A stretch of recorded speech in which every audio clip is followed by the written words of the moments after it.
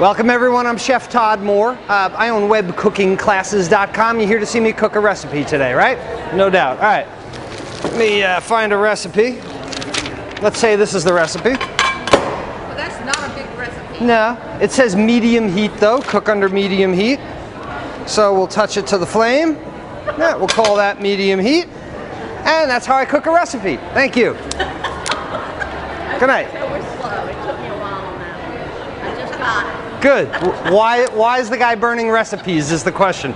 In my opinion, recipes are the worst thing for the home cook.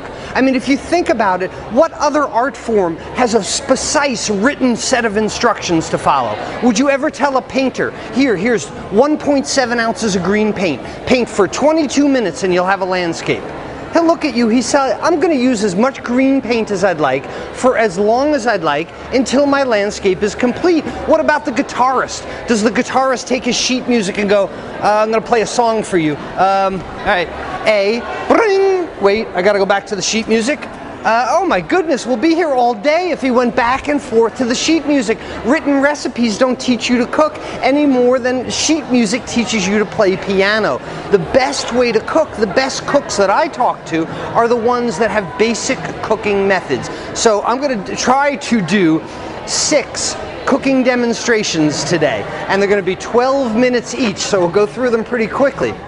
I'm Chef Todd Moore. My mission is empowering people to cook without recipes. They experience the freedom to cook what they want, how they want it, the confidence to take control and try new things, the health benefits of fresh, wholesome foods, and the family-strengthening bonds of dinner time together, as well as the money they save by eating well. Live without rules, cook without recipes. It's a no-recipe lifestyle.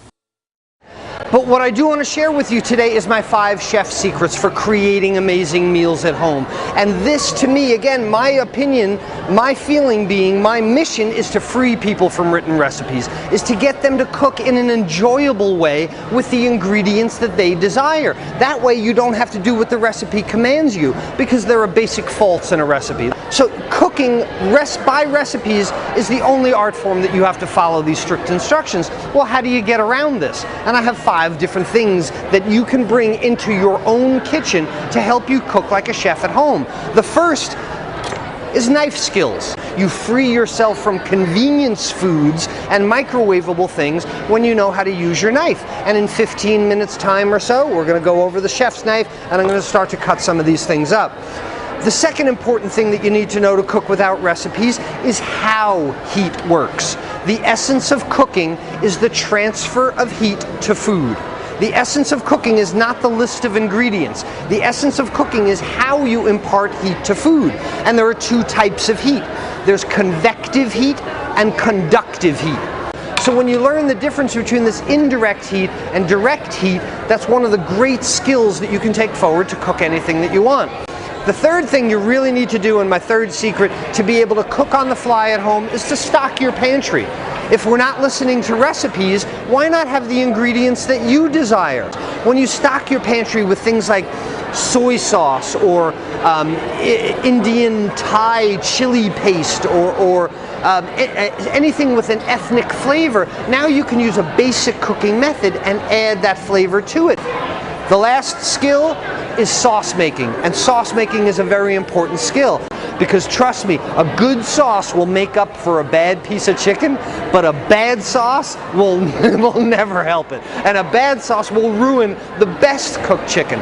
And it has to do with gelatinization of starches. If you've ever made rice, you've taken 1 cup of rice, 2 cups of liquid, put the pan on, you come back 40 minutes later, hey, the water's gone, the rice is bigger. How'd that happen?